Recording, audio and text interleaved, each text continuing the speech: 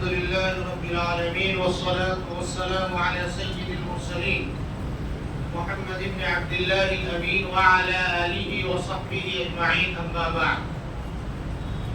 ہمارے آج کے اس پروگرام کے صدر عالی وقار حضرت مولانا محی الدین غازی صاحب، سیکریٹری جماعت اسلامی ہند، ناظم جلسہ، اور اس پروگرام کے روح رواں حضرت مولانا عبدالسبحان صاحب، اور مقام نبی کریم اور دہلی کے دیگر علاقوں سے تشریف لائے ہوئے علماء کرام اور ہمارے باشعور، ذی ہوش اور دین سے محبت رکھنے والے سامعین نظام، ہمارا عنوان ہے نفقہ مطلقہ کا.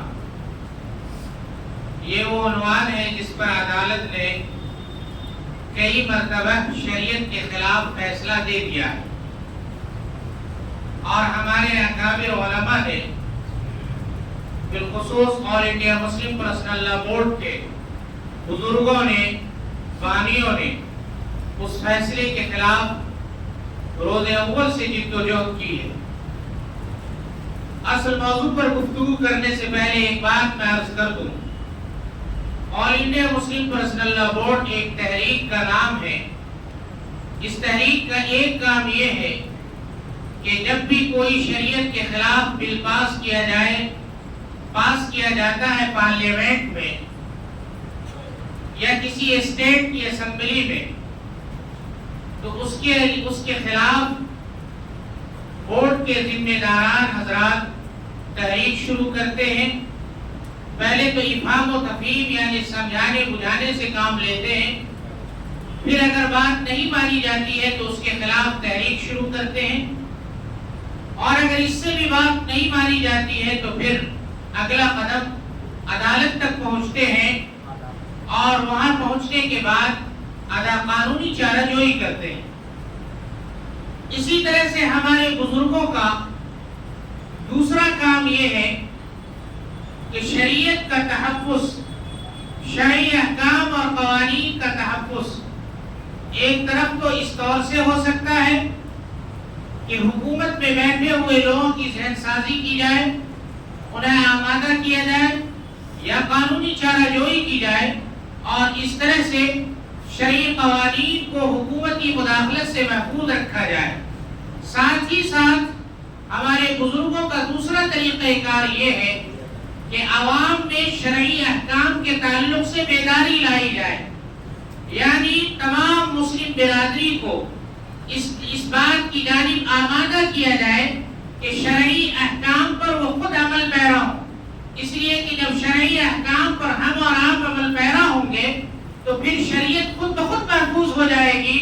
حکومت لاکھ مداخلت کرنے کی کوشش کرے، ان کی مداخلت انشاءاللہ کسی بھی اعتبار سے کارگر ثابت نہیں ہوگی. اسی کی جانب ہمارے بزرگ کرم فرما حضرت مولانا جاوید صدیقی صاحب نے اپنے خاص انداز میں اشارہ کیا.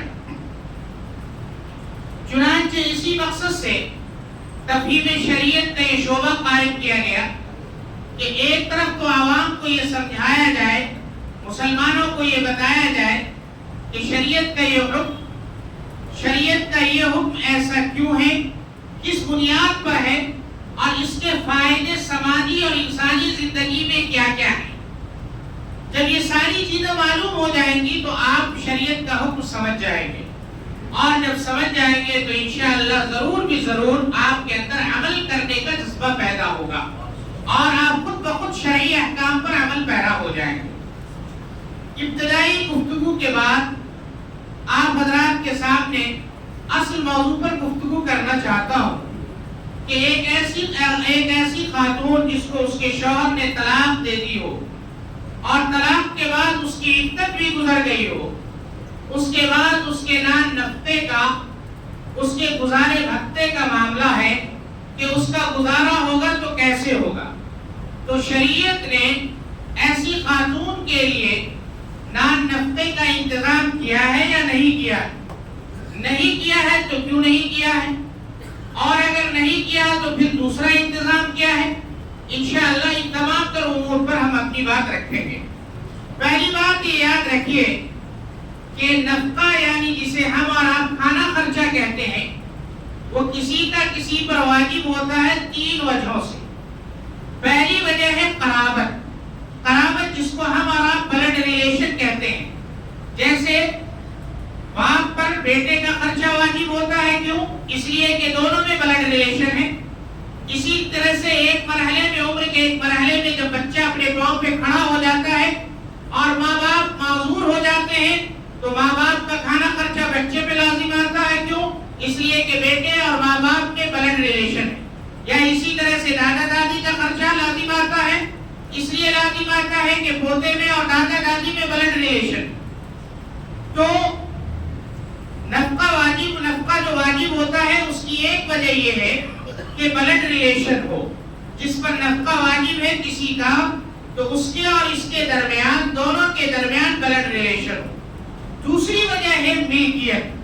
ملکیت کا مطلب یہ ہے کہ پہلے زمانے میں غلام اور باندی کا نظام ہوتا تھا. ایک مالک ہوتا تھا اور اس کا ایک غلام ہوتا تھا اور ایک باندی ہوتی تھی.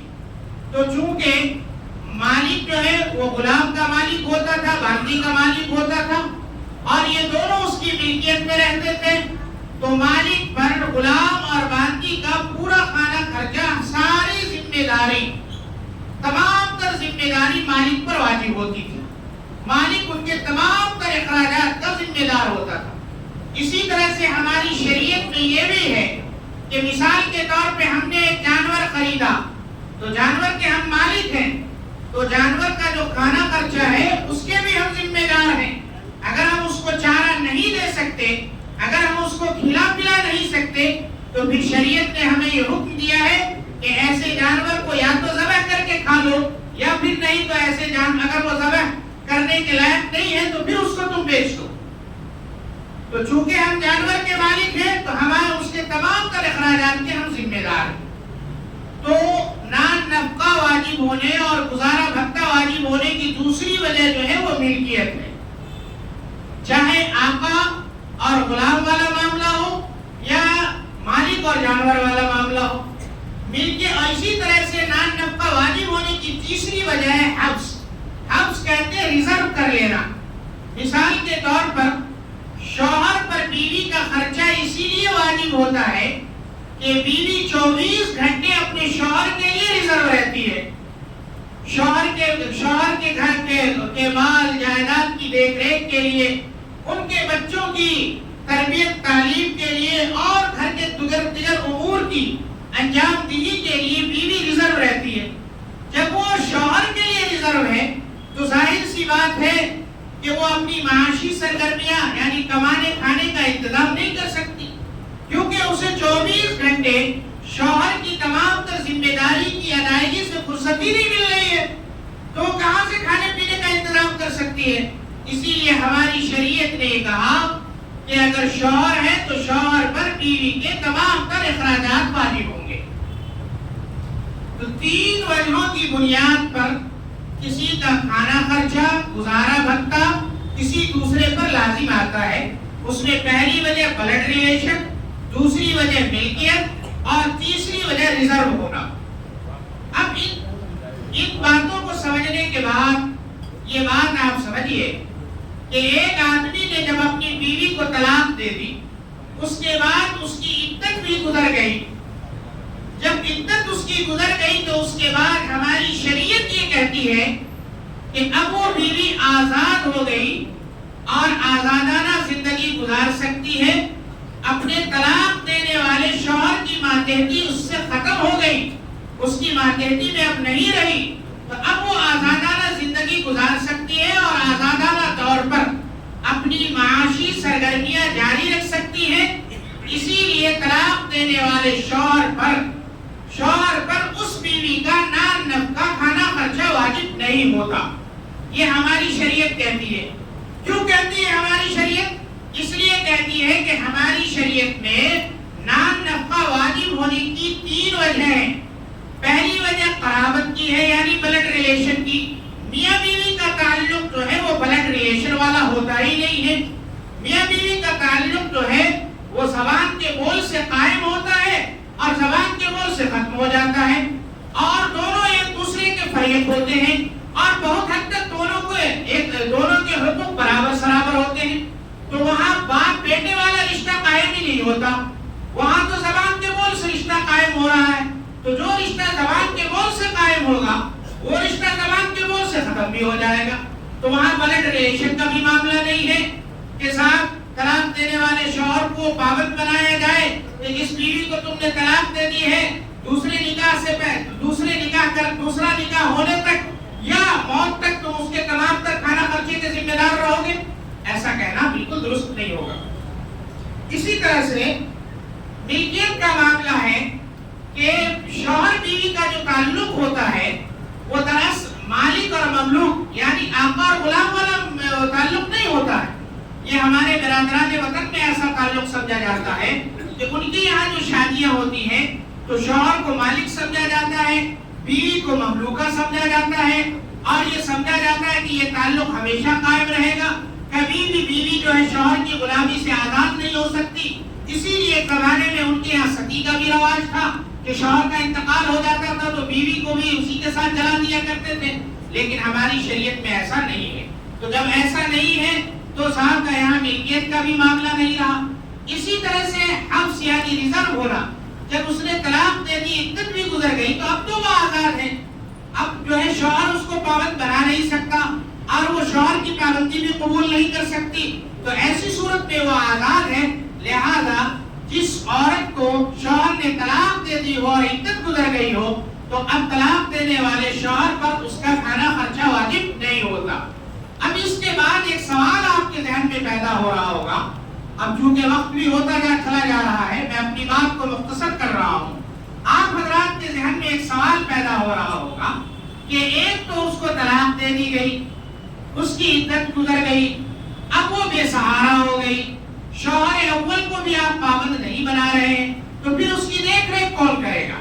یہ ایک سوال آپ کے ذہن میں قائم ہو رہا ہوگا، اور اسی سوال کی بنیاد پر غلط فہمی پیدا ہوتی ہے، اور اسی غلط فہمی کی بنیاد پر عدالت غلط فیصلے دیتی ہے، اور چونکہ ان کی نیت بھی درست نہیں ہوتی، اور جب وہ غلط فیصلہ آتا ہے تو ہم بھولے بھالے مسلمان بھی کنفیوز ہو جاتے ہیں۔ تو ہماری شریعت نے کسی کو بے سہارا نہیں چھوڑا ہے۔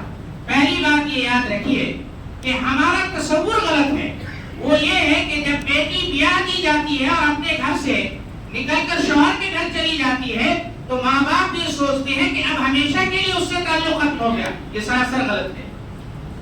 اب اگر کسی کا بیوی کسی بیٹی کا نکاح نہ ہو سکے اور وہ اپنے گھر لوٹ کر آ جاتی ہے دوبارہ تو ہم اسے منحوس سمجھنے لگتے ہیں، یہ بھی ہماری طرف سے ایک زیادتی ہوتی ہے۔ تو یہ سب کچھ جو ہم سمجھتے ہیں وہ غلط ہے۔ اس طرح سے شادی سے پہلے بچی کا یعنی بیٹی کا کھانا خرچہ والدین پر واجب تھا، شادی کے بعد اگر اس کا رشتہ قائم نہیں رہا اور وہ اپنے گھر کو لوٹ آئی ہے تو ایسی صورتحال میں بھی والدین پر اس کا کھانا خرچہ واجب ہوگا۔ تو ایک صورت تو یہ ہو گئی کہ والدین جو ہے اس کی دیکھ ریکھ کریں گے۔ دوسری بات یہ ہے کہ جب طلاق ہوتی ہے تو اس وقت مہر کی رقم دی جاتی ہے، اور مہر کی رقم بڑی یعنی خطیر ہوتی ہے، بڑی رقم ہوتی ہے۔ اس رقم کو وہ مطلقہ خاتون کسی تجارت میں انویسٹ کر کر کسی تجارت میں لگا کر پھر اس کے بعد جو اس سے آمدنی ہوگی اس سے اپنا گزارا کر سکتی ہے۔ تیسری صورت یہ ہے کہ اگر کسی عورت کے ساتھ ایسا واقعہ پیش آ جاتا ہے اور اس عورت کو طلاق ہو جاتی ہے تو پھر ایسی صورتحال میں کچھ بچے بھی ہوتے ہیں اور وہ بچے جو ہے بالغ ہونے سے پہلے تک اور بچی جو ہے وہ شادی ہونے سے پہلے تک اپنے ماں کے پاس رہتی ہے اور ماں کو پرورش کا حق ہے۔ تو ایسی صورت میں ایسی مطلقہ خاتون کو اس بات کا حق ہے کہ اپنے بچے کی تربیت اور پرورش و پرداخت کا معاوضہ اپنے اس شوہر سے وصول کرے اور اس کے ذریعے وہ گزارا کرے۔ اور چوتھی بات یہ ہے کہ سب سے بہتر بات یہ ہے کہ جس عورت کے ساتھ ایسا حادثہ پیش آ جائے اور اسے طلاق ہو جائے تو ایسی صورتحال میں قرآن کریم کا یہ حکم ہے کہ انکحوا الایام منکم، اس طرح کی خواتین کی دوسری شادی کے لیے فوراً غور و فکر کی جائے۔